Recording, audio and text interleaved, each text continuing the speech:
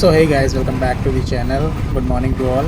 तो यार फाइनली काफ़ी दिनों बाद आज अपन चल रहे हैं थोड़ा सा एक मॉर्निंग राइड पे, क्योंकि हमारी ब्रेकफास्ट राइड भी कह सकते हो आप। तो ये अभी करंटली हम अपने कोटा के एरोड्रम सर्किल से निकल रहे हैं एंड आज अपन जा रहे हैं रावत भाटा साइड, क्योंकि बारिश के टाइम पे जंगल का माहौल भी एकदम शानदार, ग्रीनरी और पानी का एक नंबर का फ्लो है, जो कि अपन चलते टाइम पूरे जंगल के नज़ारे लेंगे और थोड़ा सा बाइकिंग एंजॉय करेंगे।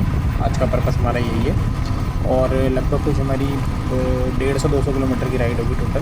वैसे तो रावत भाटा अपने घर से 60-70 किलोमीटर्स ही है, तो आना जाना 150 होता है, बट अपन थोड़ा बहुत इधर उधर जाके 200 किलोमीटर के आसपास की राइड करेंगे। और बाकी तो यार रोड्स तो अभी सब जगह की ख़राब हो गई हैं।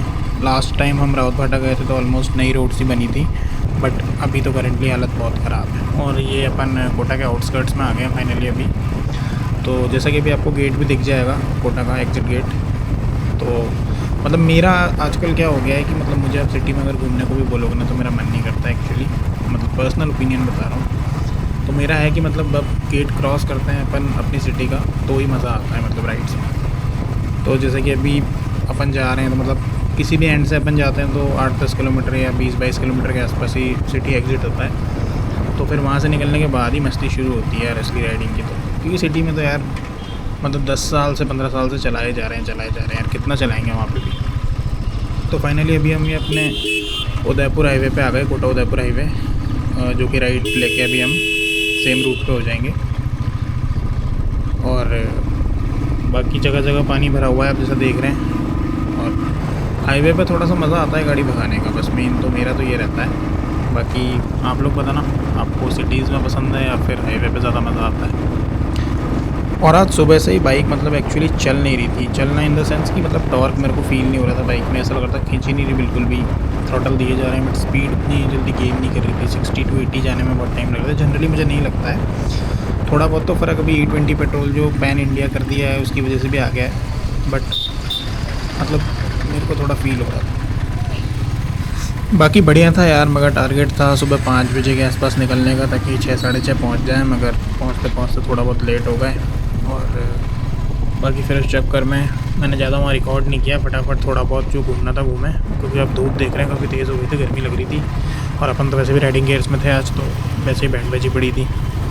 और अभी जैसे राइडिंग गियर्स की बात आई है तो मैं अभी आपको थोड़ी देर में राइडिंग गियर्स का भी अपना रिव्यू देता हूँ, क्योंकि मैंने अभी तक आपको सिर्फ ओवरव्यू दिया था कि मैंने ख़रीदा क्यों ख़रीदा किस चीज़ है, मगर बाकी मैं आपको बताता हूँ थोड़ी देर में। बाकी हम 2 बाइक्स पे गए थे दोनों दोस्त, तो एक की अपनी बटालियन ब्लैक बुलेट और अपनी थंडरबर्ड 350। तो ये रिटर्न ज़्यादा टाइम का वीडियो है, क्योंकि मैंने फिर उसके आगे शूट भी नहीं किया था यार, बंदर भी रहते हैं और मतलब गर्मी थोड़ी लग रही थी मेरे को, तो मतलब मैंने नहीं किया शूट वहाँ पे।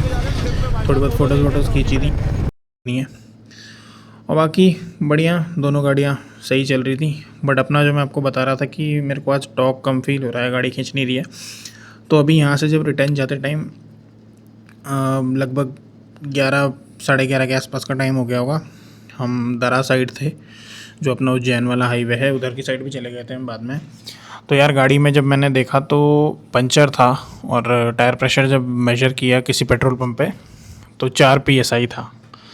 तो इस वजह से गाड़ी चल नहीं रही थी और बहुत दिक्कत हो रही थी। मेरे को तो एक्चुअली लग रहा था कि अभी तो यार कार्बोरेटर और बहुत सारी चीज़ें चेंज कराई थी तो गाड़ी क्यों परेशान कर रही है, बट वो ये था कि किस्मत से साथ दे गई, ट्यूब कट नहीं हुआ और हम ऑलमोस्ट घर से 40-50 किलोमीटर तक थे। और फिर वहाँ पे सामने ही हमें पंचर वाला भी मिल गया था। तो पहले तो उसने देखते ही मना कर दिया कि इसका पंचर बनेगा नहीं, क्योंकि टायर खुल जाता है तो फिट नहीं होता, पता नहीं क्या क्या बातें बनाते हैं। फिर उसके बाद बहुत रिक्वेस्ट करने के बाद उसने बहुत देर तक, आधा पौना घंटा लिया और पंचर रिपेयर किया। फिर उसके बाद मैं घर गया था। बाकी रास्ते बड़े शानदार हैं, प्रॉपर ग्रीनरी है दोनों साइड, आप कितना भी ट्रैक कर सकते हैं। जहाँ तक आप देखोगे पूरा जंगल ही जंगल है केवल, प्रॉपर घाटियाँ। मुकुंदरा हिल्स टाइगर रिजर्व ये एरिया है, जो शायद चित्तौड़ के अंडर आता है ये, और रीजन रावत भाटा है ये। तो चलिए थोड़ा सा राइडिंग गियर्स के बारे में बात कर लेते हैं, क्योंकि मैंने अभी तक आपको ओवरव्यू दिया था, तो अब मैं बताता हूँ उनकी रियलिटी। तो जो ग्लव्स हैं वो तो एकदम ऑसम है, कितनी भी गर्मी हो, अगर आपको बहुत ज़्यादा स्वेटिंग होती है हाथ में नॉर्मली खुद को ही, तो आपको कोई भी ग्लव्स दिक्कत करेंगे। अदरवाइज़ इनमें मुझे तो कोई गर्मी वाली दिक्कत फील नहीं हुई। वेंटिलेशन अच्छा है, मैश का यूज़ है, प्रॉपर अपना प्रीमियम गोट लेदर है और बहुत ही कन्वीनियंट है। और मेरे को पहले लग रहा था कि मैं बड़ा साइज़ ले आया हूँ, बट इनको थोड़ा सा हार्ड प्रेस करके पहने और टाइटली जिप इसको वेलक्रो को लगाएं तो मतलब बहुत ही शानदार रहता है। और ग्लव्स जेन्युइनली काफ़ी अच्छे हैं। बाकी वो टच वच फीचर तो वो तो बोलने की बात है, कुछ फ़ोन काम नहीं करता, कुछ भी नहीं होता। मेरा तो फर्स्ट यूज़ है तो मैं बता रहा हूँ, पहली बार में नहीं किया तो बाद में तो क्या ही करेगा। और राइडिंग पैंट मैंने पहनी नहीं थी क्योंकि हमारी राइड कुछ 150-200 किलोमीटर की थी और मॉर्निंग में हमें ख़त्म करनी थी 3-4 घंटे में। इसलिए फिर मैंने बोला कि राइडिंग पैंट में यार गर्मी हो जाएगी, दिक्कत हो जाएगी, तो वो नहीं पहना था। और राइडिंग जैकेट मैंने अपना वही स्टाइल थी वो 4 राइनॉक्स का मोस्ट प्रीमियम वो पहना था। बहुत ही सही था, वेंटिलेशन बहुत अच्छा है अगर आप सारे वेंट्स खोल के चलाते हो तो। स्वेटिंग केवल आपको रुकने पे लगेगी, स्वेटिंग नहीं, गर्मी आपको केवल रुकने पे लगेगी। बाइक पे आपको बिल्कुल भी गर्मी फील नहीं होगी, चाहे कैसा भी टेम्परेचर हो, 40 डिग्री के आसपास। अब उससे ऊपर होता है तो यार गर्मी तो लगेगी देखो। मगर जो प्रॉब्लम थी इसमें, जो मुझे फील हुई चलाते टाइम की, जो इसके चेस्ट गार्ड है ना, हम जनरली बाइक पे बैठते हैं तो हमारे पैर ऊपर लिफ्ट होते हैं ब्रेक और गियर लेवर से। तो ड्यू टू द पॉस्चर जो हम बाइक पे बैठते हैं तो ये जैकेट थोड़ा सा ऊपर की तरफ लिफ्ट होता है हमारे पैरों से, और जो वो गार्ड्स हैं उनकी वजह से यार नेक पे ना पूरे टाइम ये लगता रहता है और वो इतना इरिटेटिंग है, मतलब कि धीरे धीरे वो पेन में कन्वर्ट होता है। तो मैं तो अब फ्यूचर राइड्स में जनरली जो बहुत ज़्यादा लंबी नहीं होंगी या फिर होंगी भी तो भी यार मैं चेस्ट गार्ड निकाल के ही चलाने वाला हूँ। चेस्ट गार्ड की मुझे तो कोई रिक्वायरमेंट फील नहीं हो रही है और वो इरिटेट कर रहा है, मतलब गर्दन पे टोटली पोक करता रहता है, इरिटेट होता रहता है। मतलब ऐसा लगता है कि यार चुभ रहा है, नीचे खींचने का मन करता है बट आप नीचे खींच नहीं सकते हो क्योंकि जैकेट का कुछ पोजीशनिंग है ऐसी कि गाड़ी पे हम बैठते हैं तो कितना नीचे खींचोगे आप, और नीचे खींच भी लोगे तो फिर ऊपर आ जाता है थोड़ी देर में। तो ये एक मेरे को इशू फील हुआ क्योंकि यार बहुत ही स्टडी और हैवी जैकेट है तो इसलिए इसमें ये सब हो रहा है। क्योंकि तो मतलब मेरा मानना है कि मेरे लिए तो चेस्ट गार्ड निकाल के मैं चलाऊँगा। बाकी अगर आप लोग भी परचेज या बाय करते हैं तो मुझे बताना कि आपका एक्सपीरियंस कैसा रहा, सेम दिक्कत हो रही है या सिर्फ मुझे हो रही है। क्योंकि मे भी हो सकता है मेरा कोई साइज़ इशू का चक्कर हो, छोटा लेना चाहिए था बड़ा, तो वो भी एक केस हो सकता है। तो मैं उस पर मतलब अपनी तरफ से कोई बोलूँगा नहीं, बट ये मेरा यूज़र एक्सपीरियंस मैं बता रहा हूँ। तो आप अगर लें कोई ऐसी जैकेट तो ज़रूर मेरे साथ शेयर करना। बाकी तो यार कितनी भी बार इन रास्तों पे आ जाओ, मतलब आप actually between the nature feel करोगे खुद को। और मतलब गाड़ियाँ वाड़ियाँ भी कम रहती हैं, मतलब आइसोलेटेड सा है रावतपाटा, कोई इतना क्राउडी कभी भी नहीं मिला मुझे तो आज तक, मतलब पिछले 7-8 सालों में जब मैं पहली बार गया हूँ तब से अभी तक क्राउडेड कभी भी नहीं रहता ये, क्योंकि एक्चुअली दूर है, पब्लिक नहीं जल्दी ट्रैवल करती इतना। और मेजर इसका जो मज़ा है वो बारिश में है सबसे ज़्यादा, और फिर सेकंड ठंड में है। गर्मी में तो आप सिर्फ मॉर्निंग में आ सकते हो। मतलब ऑसम प्लेस है टू राइड, ड्राइव के लिए भी बहुत शानदार है बारिश में।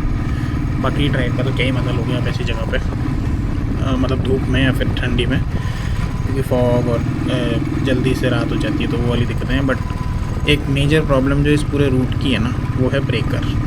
मतलब इतने ब्रेकर हैं कि आप सोच नहीं सकते। मैं तो पर्सनली परेशान हो गया था ब्रेकर से। और वैसे भी हमारे पूरे कोटा में ही सिग्नल फ्री बोल के ब्रेकर सिटी बना रखी है, हर 100-200 मीटर पे ब्रेकर। और मतलब आप गाड़ी को चौथे गियर में डालोगे तुरंत आपको फिर तीसरे में आना है, फिर तीसरे में आना है, तो बार बार यही सब होता रहता है दिक्कत। बाकी भाई तो बाइक को हमारे ऑलमोस्ट 10 साल कंप्लीट हो चुके हैं और आज तक कभी भी इसने धोखा नहीं दिया। पहली बार मेरा टायर खुला था आज के दिन ही, जो मैंने अभी आपको बताया कि पंचर था। तो 10 साल में पहली बार आज टायर ओपन हुआ है इसका। और टायर्स भी इसके चेंज नहीं है, जो कि हार्ड हो चुके हैं, मैं खुद बता रहा हूँ, कहीं भी स्लिप हो जाते हैं, करवाने हैं यार। लेकिन अब देखते हैं, कुछ और भी प्लान्स हो सकते हैं तो शेयर करेंगे आपके साथ जल्दी। बाकी मज़ा आया मॉर्निंग राइड करके।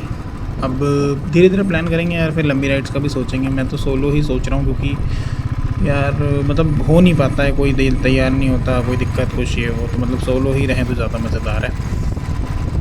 बाकी फिर मैंने इसके बाद भी थोड़ी बहुत राइड्स करी 80-100 किलोमीटर्स की, और मैंने फ्यूल चेंज कर दिया था बिल्कुल टैंक एम्प्टी करके। रिज़र्व में थोड़ा बहुत 1 लीटर होगा, तो मैंने अपना XP95 डलवाया था।